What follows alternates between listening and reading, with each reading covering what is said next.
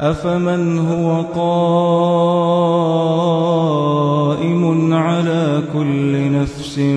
بما كسبت وجعلوا لله شركاء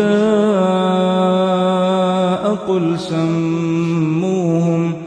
أم تنبئونه بما لا يعلم في الأرض أم بظاهر من القول بل زين للذين كفروا مكرهم وصدوا عن السبيل ومن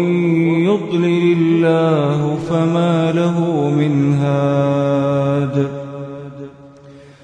لهم عذاب في الحياة الدنيا ولعذاب الآخرة أشق وما لهم من الله من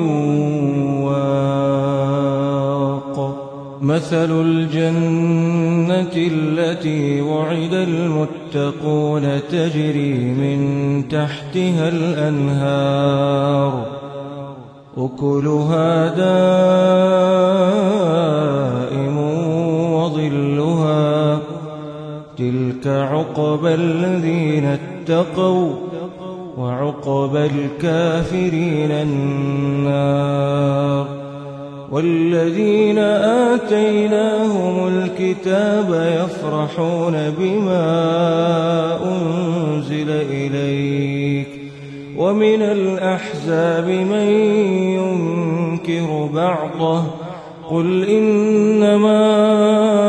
أمرت أن أعبد الله ولا أشرك به